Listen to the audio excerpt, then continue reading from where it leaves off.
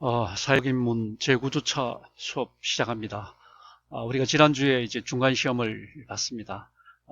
경제학의 주요 개념과 이론까지 우리가 공부를 했습니다. 오늘부터 이제 다음 주까지는 정치학의 주요 개념과 이론을 공부하게 됩니다.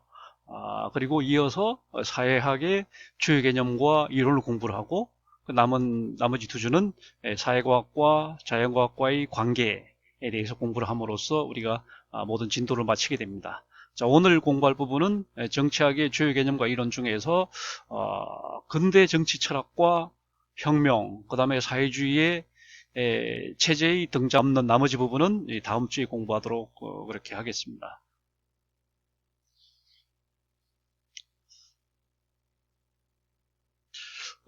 이제 우리가 강의 요목 우리가 이미 본 것처럼 우리가 이제 두 번째 주부터 이제 다섯 번째 주까지는 사회과학의 성립 과정을 우리가 이제 네 부분으로 나눠서 공부를 그다음에 이제 장을 바꿔서 사회과학 각 영역의 주요 개념과 이론으로 들어와서 우리가 중간 시험을 본 부분까지가 경제학의 주요 개념과 이론 1, 2 여기까지 우리가 공부를 했죠.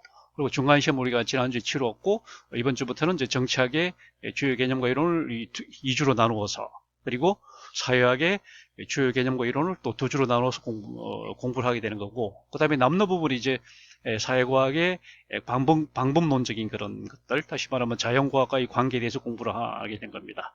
이제 중간 시험 지난주에 봤기 때문에 리포트를 이번 주까지 제출하는 겁니다. 오늘 이 수업이 끝나는 시간까지 리포트를 제출하면 됩니다. 자, 그러면 정치학의 주요 개념과 이론을 공부하도록 하겠습니다. 자, 먼저 우리가 볼 것이 근대 정치학의 성립, 요 내용을 지금 한 6가지로 지금 정리를 했죠.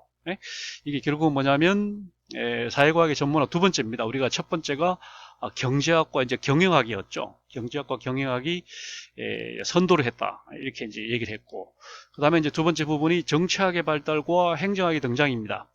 정치학이 이제 권력 현상에 관한 그런 사회과학이잖아요. 그리고 그 정치학의 응용적인 응용 학문이 바로 행정학입니다. 정치학과 행정학은 상당히 유사하기 때문에 이 두 부분 특히 이제 정치학 부분에 대해서 공부하도록 합니다.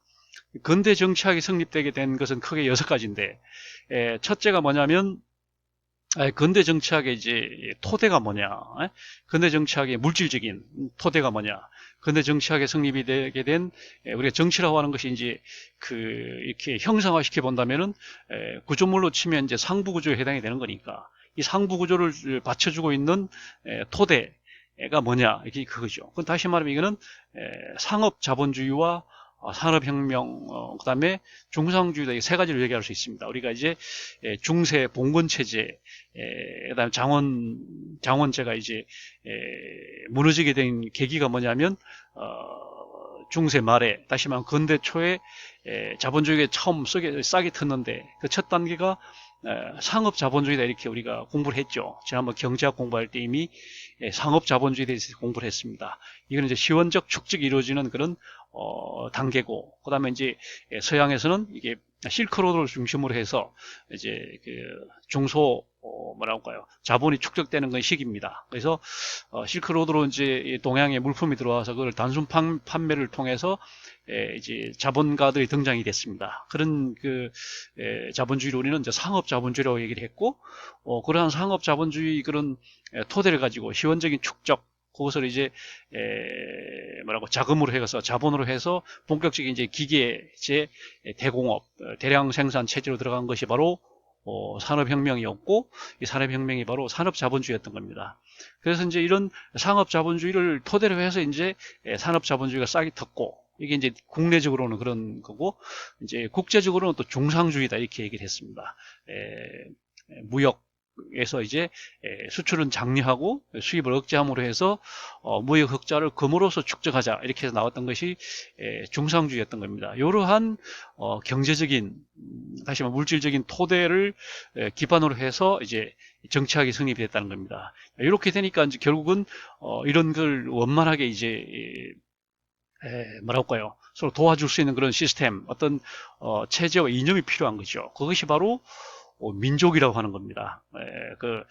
장원제라고 하는 것은 이제 부족을 중심으로 해서 뭐랄까요, 어떤 자력갱생, 자급자족 체제를 구축했던 것이 바로 중세 장원제였잖아요. 그 장원제라고 해서 너무 이제 시장이 좁다 보니까 시장을 이제 넓힌 그런 이제 명분이 필요했던 거죠. 그래서 그런 장원을 이제 하나로 묶어내기 위한 것이 하나의 다시 말하면 부족을 이제 좀 더 외연을 확대시킨 개념이 바로 민족이었던 겁니다. 다양한 부족을 이제 포괄해서 하나의 민족으로 이제 포괄이 됐던 거죠. 그래서 게르만족, 그다음에 이제 프랑스, 그다음에 영국의 앵글로 섹슨, 아니면은 저쪽 켈트족, 이런 이제 민족 단위로 해서 이제 제도가 새로 만들어졌는데, 그것이 바로 이제 국가라고 하는 거죠. 그래서 민족을 기본으로 해서 이제 국가라고 하는 제도가 생겨난 겁니다. 민족이라고 하는 것은 일단 뭐 혈연이 비슷하고 부족 같은 부족은 아니지만 유사한 부족이다 보니까 혈연 공동체고, 또 언어 공동체고, 또 문화 공동체고, 또 이제 운명 공동체고, 이랬던 것이 그 민족이었던 거죠. 그런 민족을 이제 하나로 묶어내는 그런 제도적인 장치가 바로 국가였던 거고, 그래서 이제 하나의 국가가 바로 다시 말하면 이제 봉건 그 장원제의 유엔을 확대시켜서 이제 시장 상권을 크게 이제 확장시켜 줬던 겁니다. 그래서 외형상으로는 이제 민족 국가지만 사실은 그 토대, 물질적인 토대는 바로 자본주의다, 이렇게 얘기할 수 있는 거죠. 그 자본주의와 민족 국가가, 이것이 이제 형성이 되면서 정치학이 이제 성립을 하게 되는 그런 토양이 이제 형성이 된 거예요. 그 당시 이제 새로 생겨난 그런 주장이 바로 주권론입니다. 주권. 자, 이 주권이라는 것은 이제 소브리니티다, 이렇게 이제 얘기를 하는 거죠.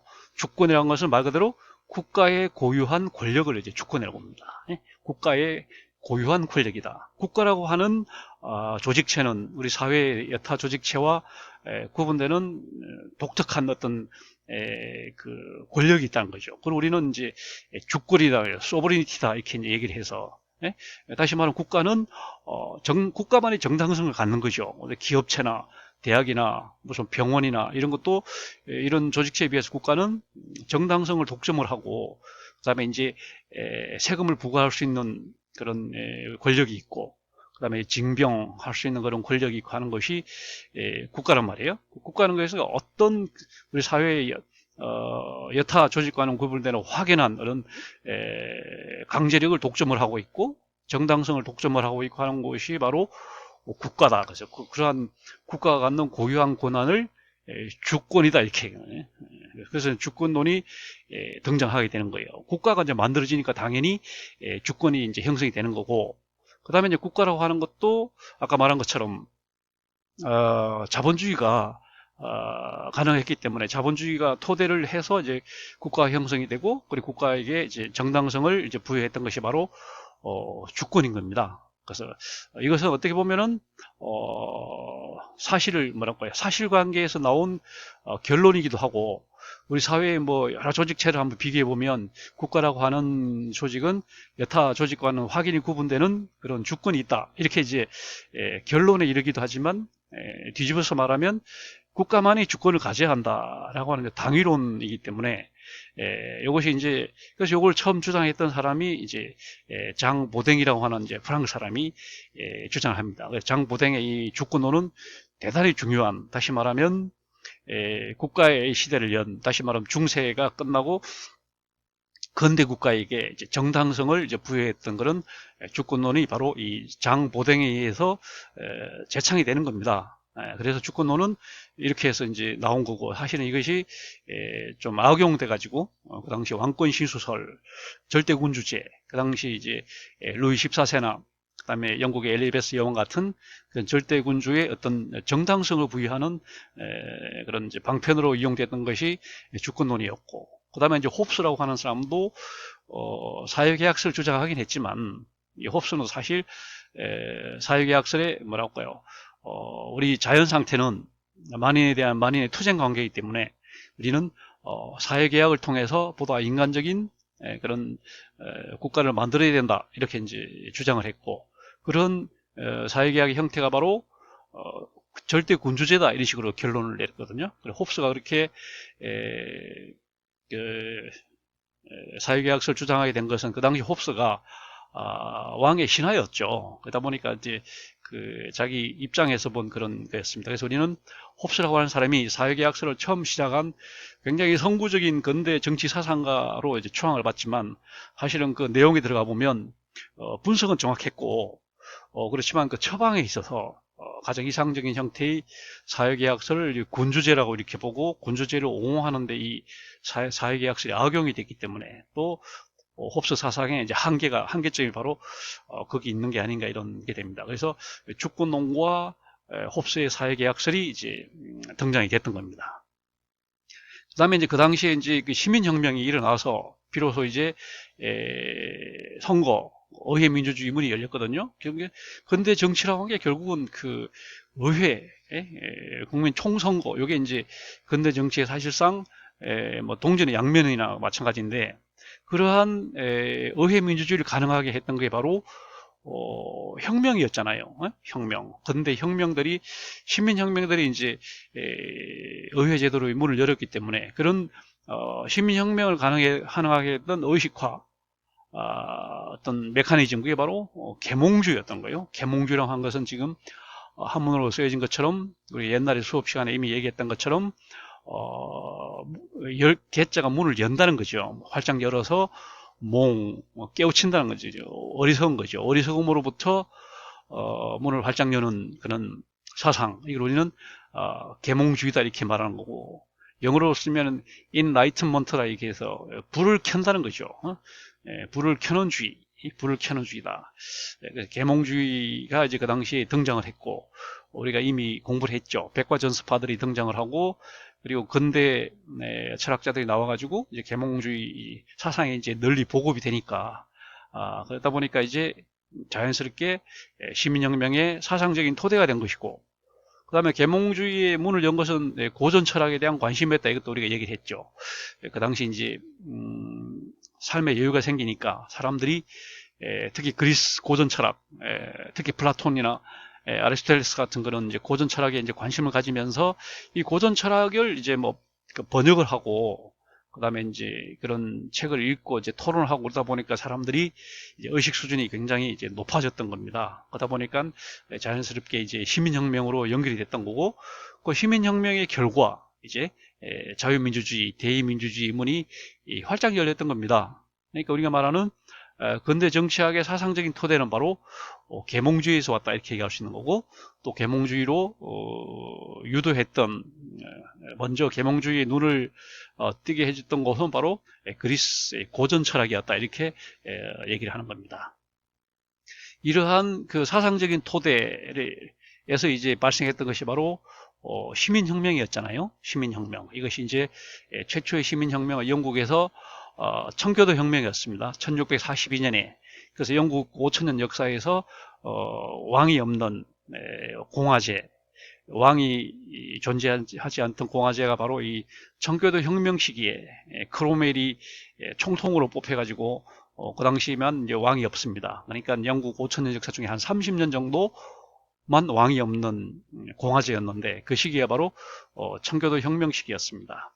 그 다음에 이제 발생했던 것이 명예혁명이 났죠. 명예혁명이 나와서 명예혁명 결과 이제 입헌군주제가 정착이 되고 그래서 이제 왕도 이제 헌법에 의해서 지배를 받는 그런 형태가 되고 그 다음에 이제 헌법은 이제 국회에서 제정을 하고 국회의원을 뽑는 총선거가 시행이 되고 그러다 보니까 총선거에서 이제 승리한 정당이 이제 정부를 조직하고 그러다 보니까 이제 의원내각제가 바로 자연스럽게 해서 자연스럽게 영국에서 명예혁명 결과 의원내각제가 이제 등장하게 된 것이고 이것이 전 세계로 퍼져서 유럽 전역에 의원내각제가 되고 일본까지 오고 이렇게 해서 전 세계 아마 3분의 2, 4분의 3 정도가 의원내각제 형태를 취하게 된 거죠. 그 다음에 이제 1776년에 미국의 독립혁명이 났습니다. 그 유명한 보스턴 차 사건으로 인해 갖고 독립혁명이 발생했고, 그 다음에 독립혁명의 결과 왕당파와 이제 공화파가 이제 싸웠잖아요. 그래서 토마스 제퍼슨 같은 공화파가 이제 승리함으로 해가지고 조지 워싱턴이라고 하는 지도자를 왕으로 세우지 않고 대통령이라고 하는 전혀 새로운 그 제도로 이제 세웠던 거죠. 그걸 우리는 이제 이름에서 대통령 중심제다 이렇게 말한 겁니다. 대통령 중심제로 하다 보니까 이 체제에서는 이제 선거를 두 번 하게 되는 겁니다. 총선거를 통해서 국회의원, 다시 말하면 연방 의회 상원의원, 하원의원을 이제 총선거를 통해서 선출을 하고, 또 한쪽에서는 대통령 선거를 합니다. 대통령 선거인단을 뽑아서. 그래서 이제 대통령 중심제는 선거를 두 번 하는 거죠. 국회를 구성하는 총선거, 그 다음에 행정부를 구성하는 대통령 선거, 이렇게 해서 선거를 두 번 해서 입법부와 사법부와 행정부가 서로 견제하도록 하는 상권분리 형태가 되는 겁니다. 그래서 된 거고, 그 다음에 마지막 그 시민혁명이 바로 이제 프랑스 대혁명이죠. 프랑스 대혁명이 나무로 해서 바야흐로 이제 중세가 완전히 이제 막을 내리는 그런 상징적인 사건이 되는 겁니다. 물론 프랑스 대혁명이 나고 바로 이제 건대로 넘어가지는 않습니다. 우리가 알다시피 다시 왕정 복고가 이루어지고, 그 다음에 우리가 알다시피 또 그 나폴레옹이 나와서, 독재자가 나와가지고 또 침략을 시작해서 러시아까지 대침략을 하잖아요. 그리고 다시 또 나폴레옹이 추방이 되고 난 뒤에도 또 그 나폴레옹의 조카였던 또 루이 보나파르트 나폴레옹이 또 나와서 또 쿠데타를 통해서 또 정권을 잡잖아요. 그리고 이제 총통이 됐다가 다시 왕이 되고 이렇게 됩니다. 그러면서도 이제 그런 약간의 반동 시기가 있긴 했지만 결국은 중세는 막을 내리고 이제 근대로 자유민주주의, 다시 말하면 의회민주주의, 대의민주주의로 이제 넘어가게 되는 그런 상징적인 사건이 바로 프랑스 대혁명이다 이렇게 얘기할 수 있습니다. 그 다음에 여섯 번째, 근대 정치학의 역시 꽃은 바로 선거입니다. 선거. 아까 얘기한 것처럼 이제 의원내각제가 대모를 해갖고 왕도 이제 헌법의 지배를 받고, 그리고 그 헌법은 국민과 국민의 대표인 이제 국회가 이제 제정을 하기 때문에 그런 국회를 구성하는 그런 절차를 우리는 바로 선거다. 선거. 선거가 이제 제도가 전면 이제 정착이 됨으로 해갖고 우리 흔히 말하는 자유민주주의 또는 대의민주주의, 의회민주주의가 성립이 됩니다. 이러한 제도의 토대를 두고 이제 정치학이라고 하는 학문이 이제 사실상 출발하는 거예요. 정치학은 요 선거제도가 정착되기 전까지의 정치학은 하나의 사상일 뿐이었습니다. 플라톤의 뭐 국가론, 우리 동양으로 치면 뭐 공자, 맹자의 정치 사상, 이런 것들은 그냥 사상일 뿐이고 철학일 뿐이고, 구체적인 그런 학문으로서의 정치학은 선거제도 이후에 발생한 겁니다. 선거제도가 그래서 결국은 오늘날 정치학은 결국은 선거제도와 밀접한 관계를 가지고 있다 이렇게 얘기를 할 수가 있겠습니다.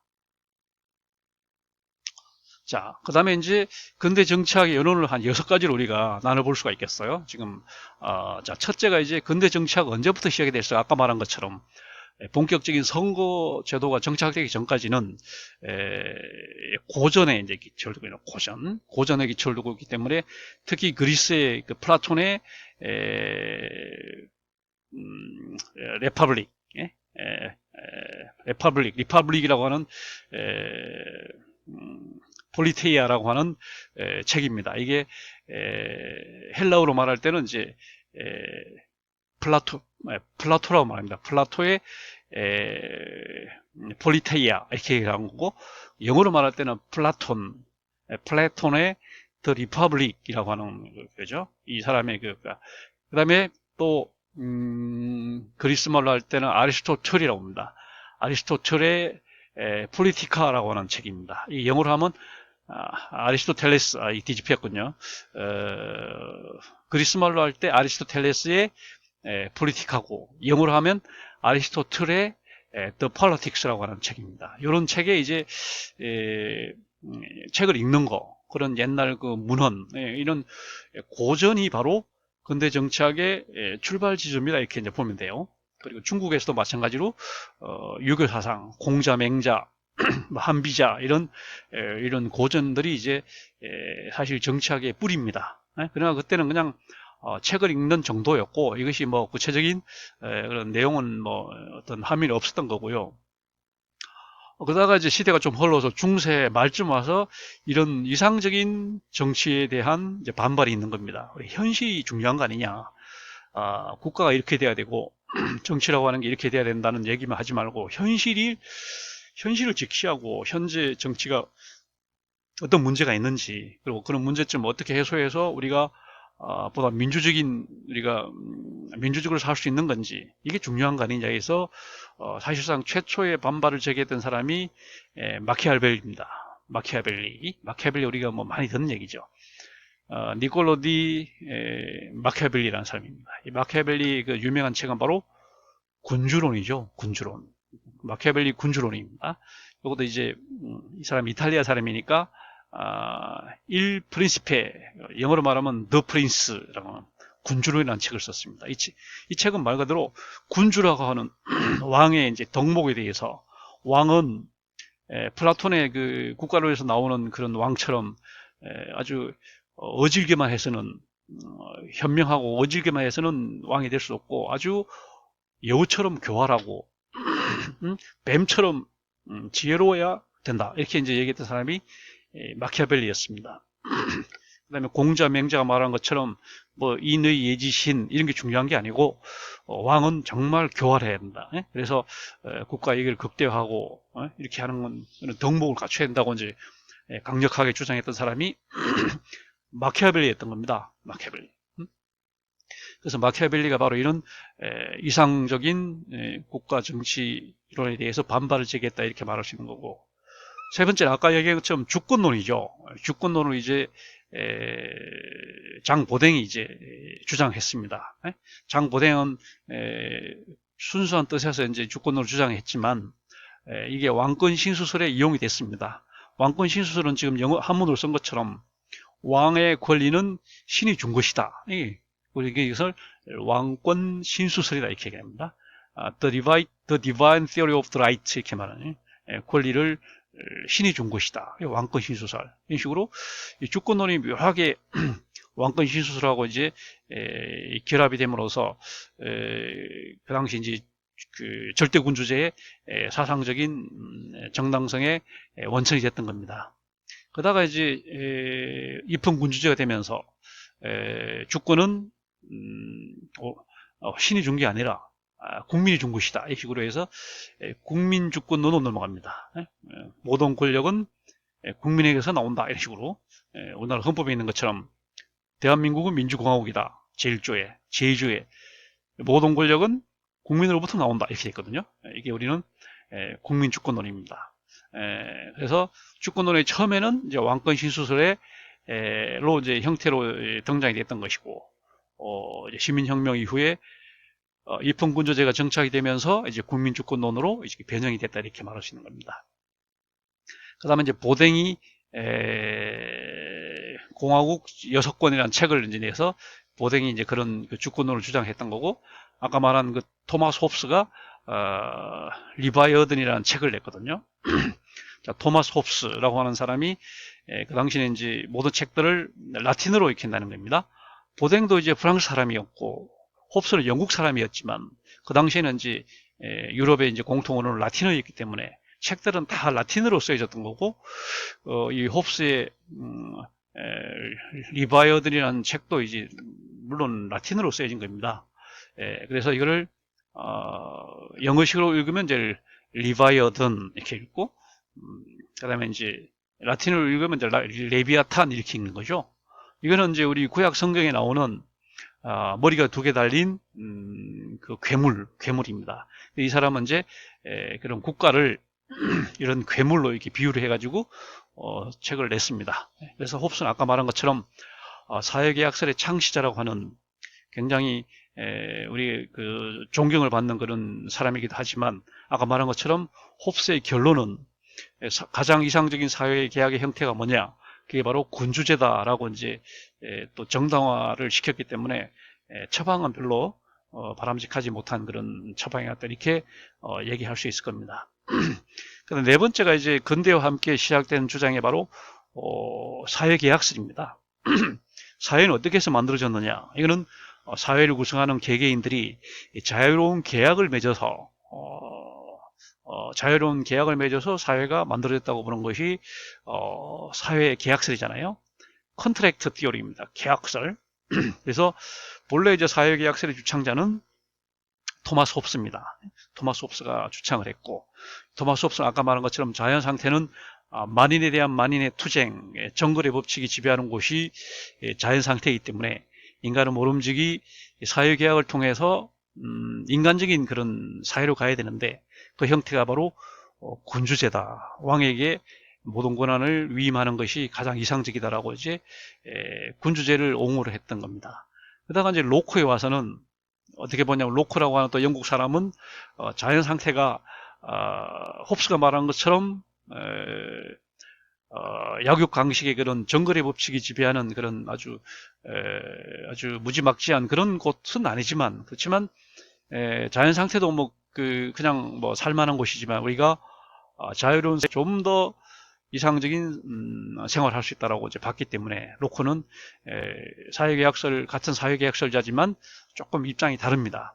그래서 로코는 그렇게 가기 위해서는 사회계약이 그렇게 이상적으로 가기 위해서는 권력을 분립을 시켜서 서로 견제를 시켜야 된다 이렇게 이제 얘기를 했어요. 그래서 이 사람은 사법부하고 그 다음에 정부하고 둘로 이제 나눠 갖고 서로 사법부하고 이제 정부 사이가 서로 견제를 해야 된다 이렇게 해서 이 사람은 이권 분립론을 얘기했던 겁니다. 이권론을. 그래서 이 이권 분립론에 기초를 해서 영국식 의원내각제가 만들어진 거죠.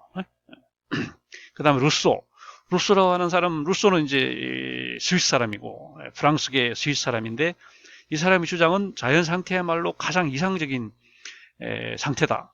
그러나 인간이 이제 죄를 지물해갖고 타락이기 때문에 다시 우리는 자연으로 돌아가야 되나요? 다시 자연으로 돌아가는 수단이 바로 사회계약입니다. 사회계약을 통해서 다시 자연으로 돌아가라라고 말하는 사람이 바로 루소입니다. 그러니까 홉스와 로코와 루소는 사회계약설가라고 얘기를 하지만 공통적으로 사회계약이 굉장히 중요하다는 주장만 같을 뿐이고 그 내용을 들여다보면 상당히 서로 너무 입장이 다르다는 걸 알 수 있습니다. 그래서 이 세 사람 우리는 전통적인 근대 계약설가라고 이렇게 얘기를 합니다. 그러다가 이게 이제 사회계약설이 좀 끊겼다가 다시 이제 70년대 와서 다시 한번 사회계약설이 또 대유행을 합니다. 한 100년 뒤에 다시 그때는 이제 사회계약설을 안 하고 신자유주의라는 이름으로 다시 부활을 해요. 그때 대표적인 사람이 로버트 노직이라는 사람이었습니다. 로버트 노직이라는 사람이 사회계약서를 얘기하고 그러다가 이제 최근에 와서 1974년에 와서 이제 하버드대 철학과 교수 이제 존 롤즈라는 사람이 정의론이라는 책을 썼습니다. A Theory of Justice라고 하는 그 유명한 책을 74년도에 냈어요. 그래서 그 책이 굉장히 큰 책이고 두꺼운 책인데 74년도에 그 당시 전 세계적으로 유행해가지고 정말 많은 사람들이 읽고 감명을 받았던 책이 존 롤즈의 정의론입니다.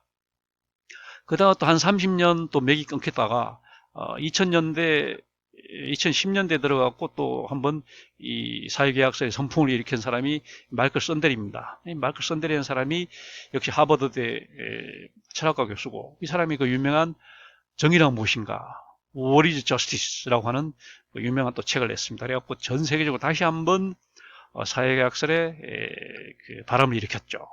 그러니까 이제 고전적 다시 말하면 근대 사회계약설자는 홉스, 로코, 루소입니다. 그러다가 현대 사회계약설가는 로버트 노직입니다. 그러다가 최근에 2000년대 와서 사회계약설을 또 부활시킨 사람이 바로 마이클 썬델이다 이렇게 말할 수 있습니다. 이게 사회계약설이고요. 그 다음에 영국에서 공리주의와 그 다음에 밴덤에 대한 얘기입니다. 이거는 이제 우리 책에서도 나오는 얘기들인데요. 우리 책에서 지금 제2부에서 제1장 부분에 해당이 돼요. 지금 보면 제1장에 보면 홉스, 로크, 루소 이런 얘기 다 나옵니다. 거기 보면 이제 공리주의와 자유주의가 나옵니다. 거기서 보면 공리주의 대표자는 제레미 밴덤입니다. 공리주의는 우리 그 경제학에서 특히 효용, 후생 경제학에서 굉장히 중요한 그 이론 중에 하나가 바로 공리주의입니다. 공리주의.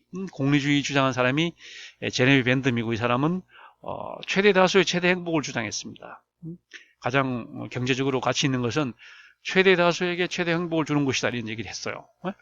정말 이제 듣기 좋은 얘기지만, 그러나 그 이면을 보면 최대 다수에 들어가지 못한 사람들은 최대 불행을 겪게 되는 거예요. 그게 이제 공리주의 약점이 바로 그 문제입니다. 최대 다수에게 최대 행복을 주는 것은 좋은데, 최대 다수에 들지 못하는 사람들이 당하게 되는 최대의 불행, 이걸 어떻게 할 거냐, 이 문제가 이제 발생을 한 거죠. 그래서 최근에 와서는 이제 정의론에서 이 문제를 이제 대안을 제시를 한 겁니다. 그래서 공리주의와 정의론은 이제 우리가 대조적으로 한번 봐야 되고, 그러고 이제 영국에서 자유주의 사상은 이제 밀 부자입니다. 제임스 밀, 아버지 제임스 밀과 아들 존 스튜어트 밀, 이 두 사람, 아버지 제임스 밀, 아들 존 스튜어트 밀이 이제 영국식 자유주의에 대한 많은 책들을 내고 굉장히 유명한 사람이죠. 그 다음에 근대 정치학의 이제 하나의 비주류가 바로 뭐냐면 마크시즘이죠. 칼 막스라고 하는 사람이 근대 말에 근대에 이제 등장했잖아요. 칼 막스라는 사람이 우리가 이미 경제학에서 얘기한 것처럼 사회주의 사상을 이제 만들었고, 독일의 관념론하고, 프랑스의 공상적 사회주의하고, 영국의 정치 경제학을 결합시켜서 마크시즘을 만들었잖아요. 이 칼 막스라는 사람과. 그 다음에 칼 막스에게 굉장히 도움을 많이 주고, 칼 막스의 그 유작을 책으로 내준 사람이 그의 친구인 프리드리 엥겔스입니다. 그래서 막스 엥겔스라고 이 두 사람, 마크시즘이라고 하는 그 사상적인 걸 만들었고요. 그 다음에 이제 그런 그 혁명 과정에서 그 당시 러시아 혁명을 성공시킨 사람은 블라디미르 레닌이지만, 그 당시 러시아 사회주의 그 사상가는 레온 트로츠키였습니다. 레온 트로츠키가 나중에는 레닌한테 이제 숙청을 당하죠. 숙청을 당하고, 그러나 이제 본래 사상가는 트로츠키였고, 레닌은 사실 그냥 운동가일 뿐이었는데, 결국은 운동가가 이제 승리하는 그런 형상이 되고, 우리나라에서 똑같은 식으로 됐었죠. 사실 우리나라 조선공산당의 사상적 뿌리는 박헌영이었지만, 결국은 김일성이 박헌영을 숙청시키고 이제 주인공이 되잖아요. 이런 것처럼 하여튼 막시즘이 근대 정치학의 비주류의 한 흐름이 됐습니다. 그 외에는 전부 이제 주류 사상들인 거죠. 자, 그 다음에 정치학 발전의 토대를 한번 우리가 이렇게 몇 가지로 나눠서 보면은 정치학이 발전하게 되는 그런 토대를 한번 역시 정치학 발전의 토대는 선거입니다. 아까 말한 것처럼 선거제도와 함께 한다는 거죠. 다시 말하면 선거제도가 없는 정치학은 없어요. 결국 오늘날 뭐 그 정치 체제, 제도 문제, 다시 뭐 의원내각제냐, 대통령 중심제냐, 이원정부제냐, 그래도 결국은 선거제도에 관한 것이고, 그 다음에 그 정당이죠, 정당. 우리가 정당을 굉장히 중요한 요소로 봅니다. 네, 우리가 그 나라의 이제 정치 발전 수준을 가늠할 때도 그 나라 정당이 얼마나 제도화되어 있냐, 미국처럼 공화당, 민주당이 굉장히 장구한 역사를 자랑하는 것처럼 그게 얼마나 이제 정당 제도를 많이 보거든요. 일본처럼 자민당의 거의 뭐 일당 독재냐, 아니면 우리나라처럼 또 그때그때 수시로 이렇게 간판을 바꿔다는 그런 정당이냐, 아니면 그 유럽식의 다당제, 아주 다양한 정당들이 존재하는 그런 안정된 형태냐, 이런 것들이 정당 제도 같은 것도 결국은 선거 때문에 생긴 거잖아요. 선거가 본질이고 정당은 하나의 이제 수단인 거죠. 그래서 결국은 정치학 발전은 선거와 같이 했다. 선거제도와 같이 하고 있다. 이렇게 얘기할 수가 있습니다. 여기서 보고서 이제 정치제도의 분화입니다. 전 지구상에 있는 한 200여 개 나라들 감안해 보면 크게 둘로 나눠집니다. 다시 말하면 유럽형 의원내각제를 택하고 있는 나라가 대부분입니다. 그리고 미국을 중심으로 해서 신생국에서 채택하고 있는 몇몇 그 대통령 중심제가 있습니다. 이렇게 둘로 나눠지죠. 둘 다 장단점이 있습니다. 의원내각제는 우리가 알다시피 굉장히 민주적인 그런 제도입니다. 그러나 권력 집중이 안 되기 때문에 소모적인 그런 어떤 체제가 되기 쉽고, 일본에서 보는 것처럼 이런 민주적이긴 하지만 굉장히 소모적인 논쟁에 휘말리기 쉬운 것이 이제 의원내각제고, 반면에 대통령 중심제는 굉장히 효율적이고 한 점의 장점이 있지만 독재로 흐를 가능성이 많은, 위험이 많은 것이 또 대통령 중심제란 말이에요. 그래서 이제 주로 보면은 이런 제도가 생긴 것은 아까 얘기한 것처럼 권력 분립에서 나온 거죠. 권력을 이렇게 쪼개지 않으면 독재로 갈 수밖에 없다. 부패할 수밖에 없다. 그래서 권력을 나눠야 된다라고 하는 거예요. 권력 분립론인데, 권력을 둘로 쪼개자 하는 게 이권 분립이고, 셋으로 쪼개자 한 게 이제 상권 분립이잖아요. 이권 분립의 사상가는 바로 존 로커단 얘기를 했죠. 사회계약이 제대로 되기 위해서는 권력이 분립이 된다. 사법부하고, 그 다음에 집행부하고 이렇게 둘로 나눠져 가지고 서로 견제하게 된다. 그래서 이런 존 로커의 삼권 분립을 주장한 사람이 바로 몽테스큐입니다. 몽테스큐는 법의 정신이라는 책에서 사법부, 행정부 셋으로 쪼개서 서로 그 견제 균형을 해야 된다고 말한 사람이 바로 몽테스큐인 겁니다. 그래서 존 로커의 바로 이권 분립론의 바탕을 두고 생겨난 제도가 바로 유럽형 의원 내각제입니다. 국회의원이 내각이 들어가는 의원 내각제입니다. 그래서 영어로는 이제 캐비넷 시스템이라고 이렇게 합니다. 캐비넷 시스템 이렇게 말하고. 그 다음에 이제 삼권 분립론에 기초한 제도가 바로 대통령 중심제입니다. 대통령이 중심이 되는 제도다. 프레지던시다 이렇게 말합니다. 프레지던시 이렇게. 자, 프레지던시라고 하는 것도 어원적으로 보면 앞에 이제 그 접도사 프리가 붙었잖아요. 프리. 먼저, 그 다음에 사이드, 먼저 자리 잡는 사람이 이제 대통령이죠. 먼저, 체어맨, 그러니까 회의를 할 때 먼저, 자리를 잡는 사람, 이 사람이 프리사이드 하는 사람이 이제, 그래서 이제 프레지던시를 우리는 대통령이다 이렇게 이제 번역을 하는 거죠. 대통령 중심제다 이렇게 번역하는 겁니다. 그 다음에 이제 선거제도가 이제 시간이 흐르면서 선거에 이제 4대 원칙이라고 하는 게 생겼죠. 우리가 말하는 건 보통선거, 평등선거, 비밀선거, 직접선거, 이 네 가지를 우리는 선거의 4대 원칙이라고 합니다. 4대 원칙. 그 중에 제일 중요한 선거의 원칙이 바로 보통선거권입니다. 우리 말 유니버설 서프리지라고 이렇게 얘기를 하는데, 이건 말 그대로 연령 이외에는 어떤 제한도 두지 않는 그 제도를 우리는 보통 선거권이라고 합니다. 그러니까 만 몇 세 이상이 되면 신분, 재산, 뭐 하여튼 성별 어느 것에 구애받지 않고 선거권을 갖는다. 이게 바로 이제 보통 선거권입니다. 그래서 다른 예를 들면 평등 선거를 할지 직접 선거를 할지 그 다음에 비밀 선거도 중요하지만 제일 중요한 것은 역시 보통 선거입니다. 역시 그래서 이 보통 선거는 너무나 오늘날 당연한 것이고 우리나라는 현재 이번 그 21대 총선부터 처음으로 선거 연령이 만 19세로 낮아졌습니다. 지난번까지 해도 만 20세 이상만 선거권을 가졌는데 이제는 만 19세까지 내려왔어요. 이제 한 번 더 내려올 필요가 있는 거죠. 만 18세. 세계적으로 추세는 점점 낮아지는 추세입니다. 18세, 17세 이렇게 낮아지는 추세인데 선거 연령을 낮추면 이제 아무래도 젊은 사람들이 진보적이다 보니까 보통 선거 연령을 낮출수록 이제 진보한테 유리하고, 미국 같으면 이제 공화당보다는 민주당한테 유리할 것이고, 우리나라도 이제 낮출수록 그 보수 정당보다는 뭐 정의당이나 이런 데가 유리할 거란 거죠. 보통 선거권 오늘날은 너무나 이제 자연스러운, 너무나 당연한 얘기가 됐지만 사실 완전한 보통 선거권이 도입된 지는 얼마 안 됩니다. 예를 들면 최초로 도입한 나라가 뉴질랜드였어요. 뉴질랜드가 1898년에 처음으로 도입을 했습니다. 그 당시 이제 전 세계적인 쟁점은 여자죠. 여자들한테는 사실 선거권을 안 줬던 겁니다. 그럼 미국이나 영국이 보세요. 미국이 1920년에, 영국이 1928년에 여성들에게 선거권을 줬습니다.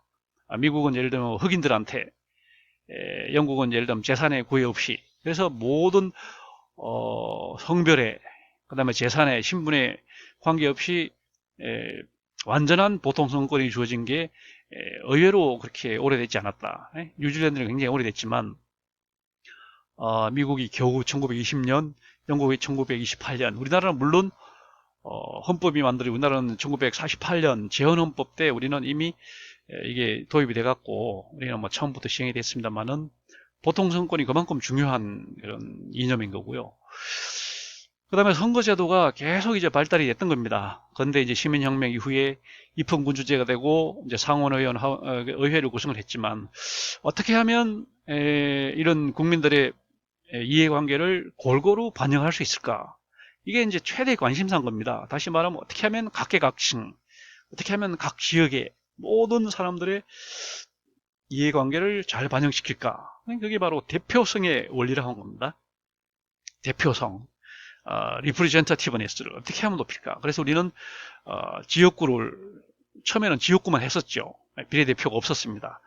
근데 지역구를 할 때도 이제 선거구를 잘게 쪼개서 작은 선거구에서 한 명씩 대표자를 뽑는 게 더 좋은가, 합리적인가? 아니면 선거구를 크게 나누어서 큰 선거구에서 3등까지 또는 4등까지 당선시키는 게 더 합리적일까? 그래서 우리는 소선거구제, 대선거구제, 중선거구제 이런 이제 선거구 규모별로 이렇게 이제 어떤 게 좋은지 계속 이제 고심을 했던 거고, 그 다음에 이제 지역구만 갖고는 또 지역 대표만 뽑아갖고는 굉장히 복잡해진 사회의 그런 이해관계를 또 골고루 반영시킬 수 없다. 이렇게 해서 나온 것이 지역 대표를 보완하기 위해서 나온 것이 비례대표였잖아요. 비례대표라고 하는 게 도입이 돼갖고 이제 각계각층의 대표자들을 노동자 대표, 사용자 대표, 여성 대표, 뭐 그다음에 종교계 대표, 교육계 대표, 의료계 대표, 뭐 하여튼 이런 각계 대표를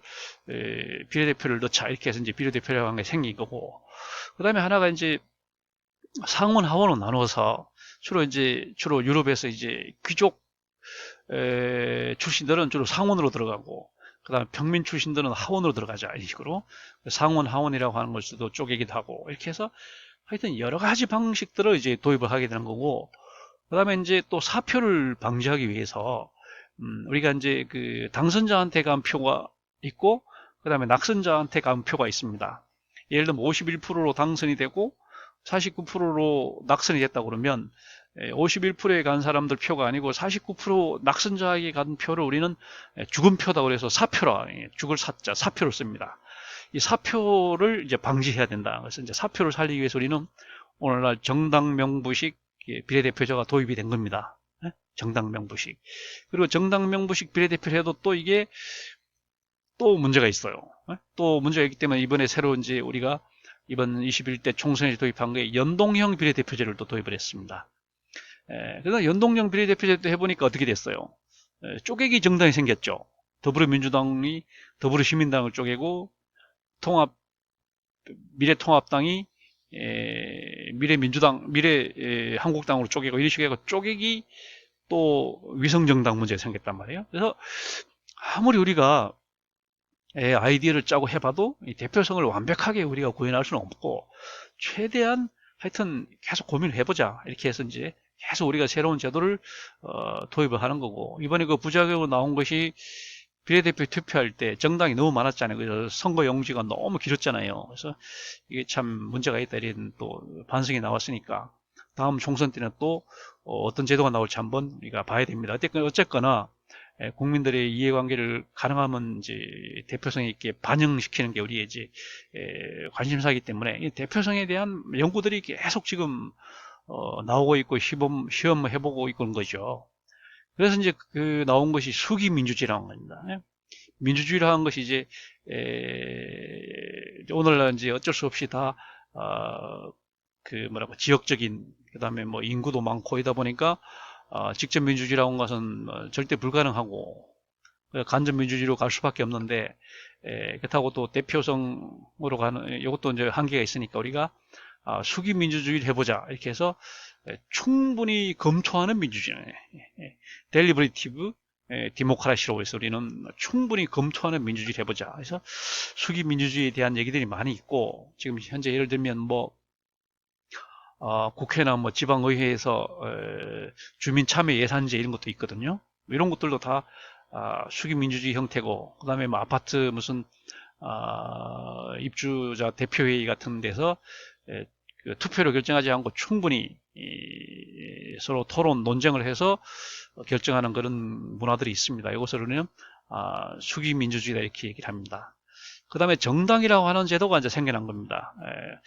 정당이라고 하는 것이 뭐냐면 이제 우리 유권자가 이제 그 후보자를 선택할 때 후보자가 너무 난립하면 어떤 후보를 선택할지 혼란스럽잖아요. 그때 이제 그 선택 기준을 이제 좀 명료화, 간단화시키기, 단순화시키기 위해서 나온 것이 바로 정당인 거죠. 그래서 진보 정당과 보수 정당을 나누어서 보수 정당은 현재 제도를 유지시키는 데 목적을 두는 거고, 진보 정당은 현재 제도를 변화시키는 데 이제 목적을 두는 식으로 해서 정당이 주로 이제 그 노선별로 보수 정당, 진보 정당 이렇게 나눠지는 건데 계속 이제 분화가 되죠.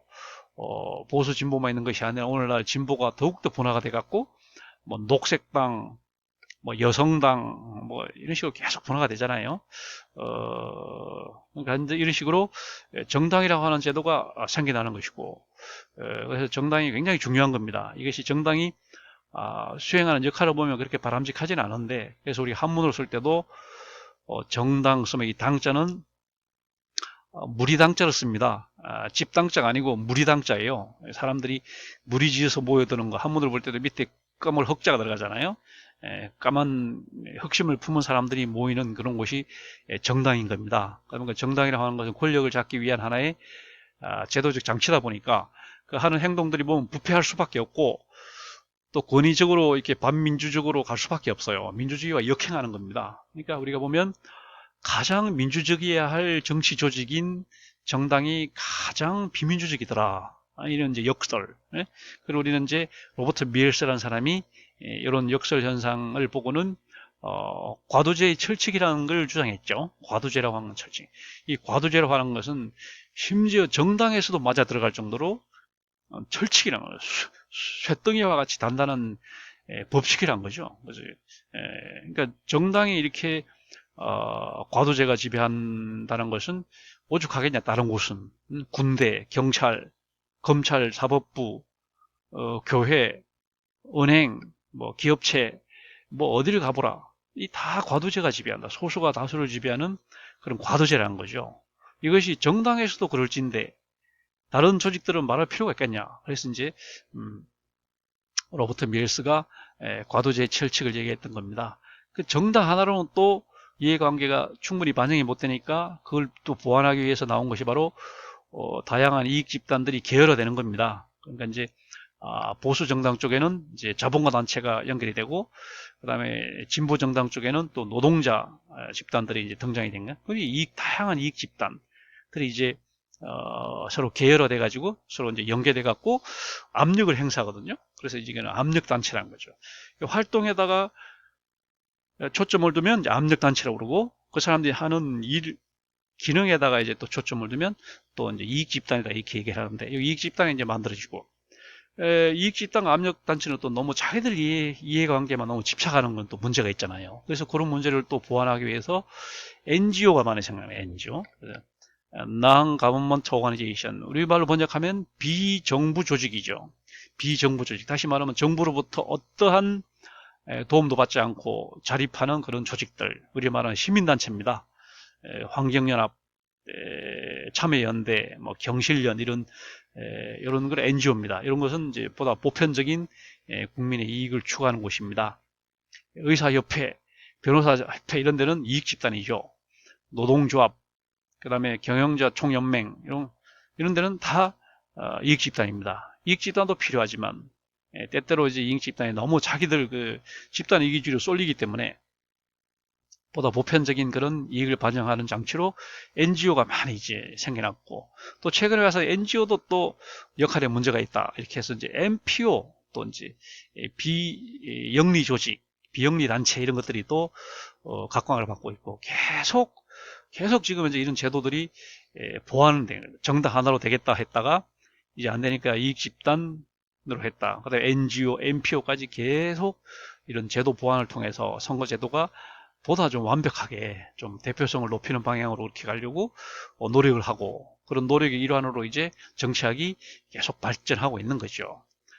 그 다음에 이제 조합주의라고 아까 말한 것처럼 각 개개인의 이익이 개별적으로 이제 정부에 반영되기는 현실적으로 어려우니까 우리가 조합을 만들어서 대응을 하자. 그래서 노동자들도 노동조합을 만들어서 노동정당을 통해서 이제 반영을 시키고, 자본가들도 자본가 조합을 만들어서 자본가 단체를 만들어서 이제 보수 정당을 통해서 이익을 반영시키자. 이런 전략적인 차원을 우리는 조합주의다 이러면 조합주의.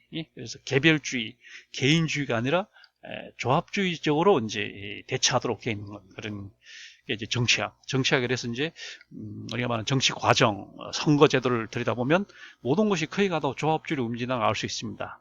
물론 개개인들이 무슨 민원도 제기하고 청원 그다음에 뭐 이런 여러 가지 개인이 할 수 있는 그 수단들도 없진 않아요. 뭐 소송을 제기해서 안에 헌법 소원을 제기해서 할 수 있는 일도 없진 않지만, 아무래도 오늘날 이제 일정한 규모를 갖춘 단체 행동이 이제 필요하기 때문에 우리는 그것을 조합주의다 이렇게 얘기를 하는 겁니다.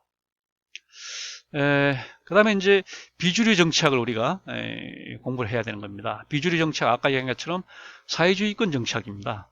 사회주의권. 그래서 우리가 지난번에 이제 봤듯이 그 사회주의라고 하는 이념은 일단 이념으로서의 사회주의와 실제로서의 사회주의를 나눠볼 수 있어요. 이념으로 사회주의는 우리는 이제 막시즘이라고 해서, 이 막시즘의 뿌리는 세 개가 있다고 그러죠. 첫 번째가 독일의 관념론입니다. 다시 말하면 변증법적 유물론이다 이렇게 얘기를 했죠.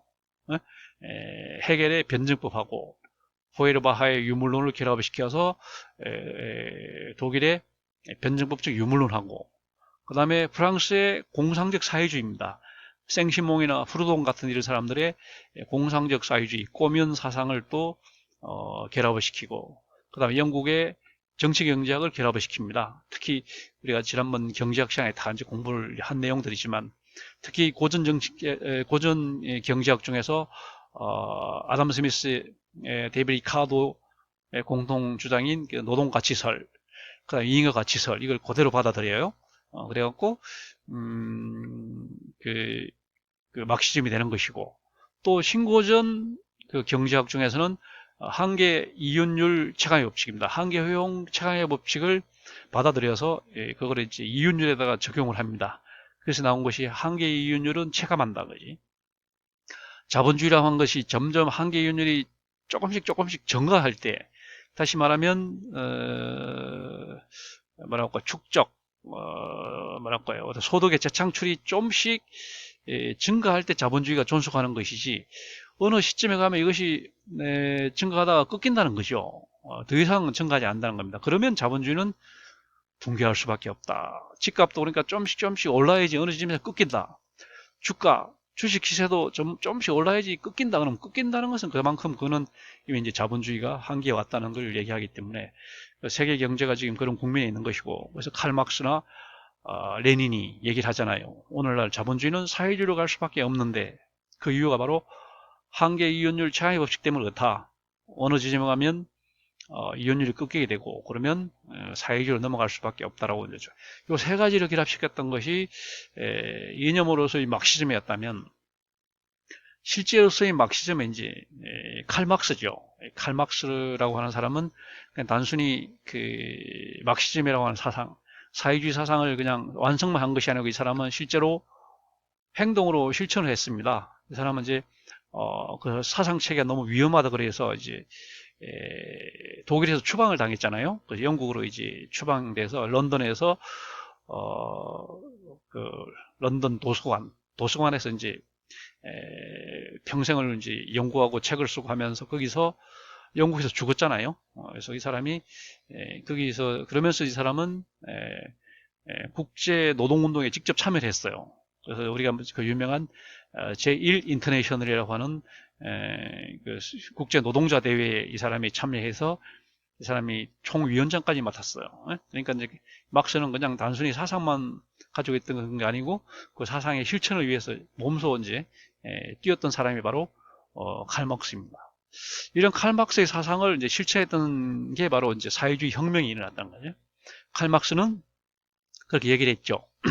한계 유연율이 체감해갖고 자본주의가 사회주의로 이행될 때는 자연스럽게 넘어가는 것이 아니고 자본가들이 아주 강력하게 저항을 하기 때문에 결국은 유혈혁명으로 갈 수밖에 없다. 이렇게 이제 얘기를 했고, 이 사람은 이제 그런 유혈혁명이 가장 먼저 일어날 곳이 바로 미국이다. 이렇게 얘기를 예언을 했죠. 미국이야말로 이제 빈부격차가 심하니까. 그 다음으로 사회주의 혁명은 영국에서 날 것이다. 그 다음에서 프랑스에서 날 것이다.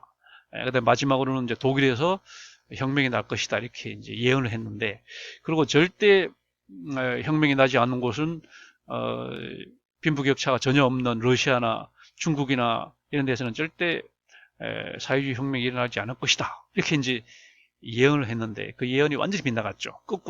거꾸로 맨 먼저 이제 사회주의 혁명에 성공했던 곳이 러시아였습니다.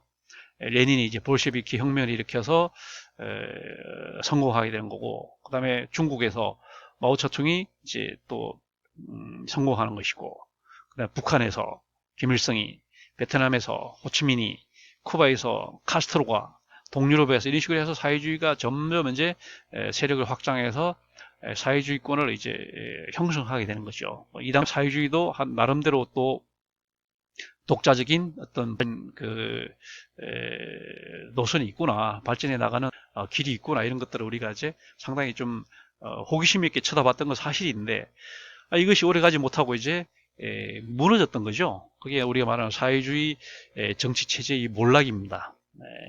전형적인 게 바로 소련 연방이 해체가 됐습니다. 소련 연방, USSR이죠. Union of Socialist Soviet Republic. 우리말로 하면 사회주의 소비에트 공화국 연합이시고, 연방, 연합. 연합이에요, 연합. 유니온이니까 연방이 아니라 연합입니다. 그 당시 이제 USSR이 해체되고, 그 이후에 이제 독립국가 연합이 됐다가 지금은 이제 각 국가들이 완전히 독립한 그런 형태가 됐습니다. 그 다음에 이제 동유럽도 사실은 자발적으로 혁명을 했던 것이 아니고, 그 당시 러시아가 이제 침략해서 사실 무력으로 사실은 그 사회주의화 시켰기 때문에 동유럽은 이제 토대가 없었죠. 그러다 보니까 그 당시 이제 동유럽이 붕괴했습니다. 그러다 보니까 이 붕괴에서 그 당시 동유럽 각 국가들이 유럽연합에 EU에 이제 가입을 하고, 그 다음에 또 나토에도 가입을 하고, 이렇게 돼서 이제 동유럽은 완전히 이제 해체된 그런 형태가 됐고요. 그다음에 중국이 이제 그 덩샤오핑으로부터 시작해서 이제 개혁과 개방이 나서잖아요. 그래서 이제 중국이 새로운 형태로 자본주의적 요소를 이제 과감히 도입을 한 그런 형태가 됐습니다.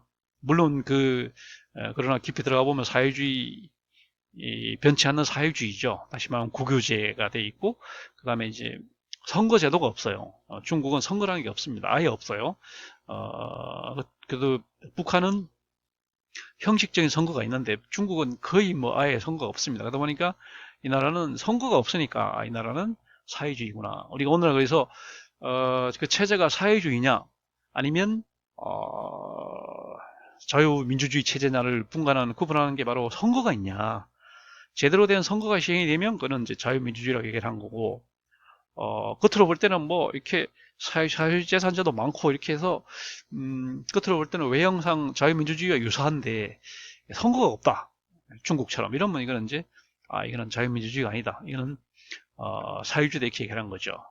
이게 여기에 대해서 이제 그 두 가지 주장이 있습니다. 사회주의라고 하는 자체가 본질적으로 결함이 있는 게 아니냐.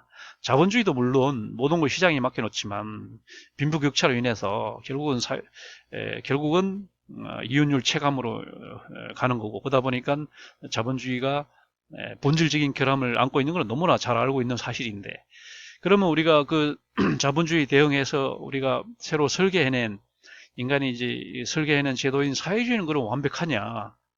그렇지가 않다는 거죠. 그 예가 바로 이런 사회주의 정치 체제가 몰락하는 걸 봐라. 그러면 인간이 만들어낸 제도는 완벽하지 못하다라고 그걸 보는 관점이 있고, 또 하나의 관점이 자본주의라고 하는 것이 그런 여러 가지 문제점이 있지만 자본주의 자체가 생존력이 있는 게 아니냐. 그걸 이제 자본주의를 한 것이 그 융통성이 있어가지고 조금 위기일 때는 또 서로 상호 조절하고 이렇게 해서 살아남는 그런 묘한 기술이 있다. 이렇게 해서 자본주의가 생존력이 있고, 그 자본주의가 또 전투력, 자본주의가 굉장히 아주 집요하게 사회주의를 포위해가지고 이제 포위해서 소멸시키는 그런 형태. 그러니까 다시 말하면 이제 유럽에서 미국이 나서서 우리가 마샬 플랜처럼 영국과 프랑스나 이런 자유주의권을 이제 서로 단결해 갖고 이제 동유럽을 포위해서 그냥 완전히 뭐라고 할까요, 주저앉게 하는 그런 전략 때문에 사회주의가 망한 것이다. 이런 식으로 사회주의가 본질적인 결함이 있어서 사회주의가 몰락한 것이다. 아니다. 사회주의는 문제가 없는데 자본주의가 이게 아주 의외로 끈질기고, 그 다음에 또 굉장히 전투적이어서 사회주의를 포위해가지고 아주 집요하게 이렇게 이제 공격을 함으로 해가지고 사회주의가 몰락한 것이다, 이렇게 보는 그런 두 가지 관점이 있을 수 있어요. 그래서 이런 내용들이 이제 우리 책에서 아까 말한 것처럼 그 제2부에서 제1장하고 그 다음에 이제 제3장하고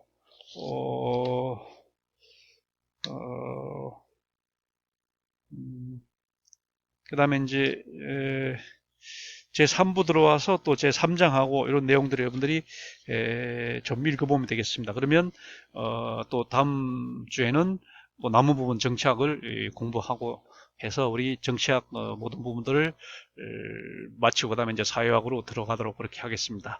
오늘은 이렇게 해서 비주류 정치학까지 공부를 했고, 다음 주에 그 나머지 부분을 공부하도록 하겠습니다. 오늘 수업 마치겠습니다.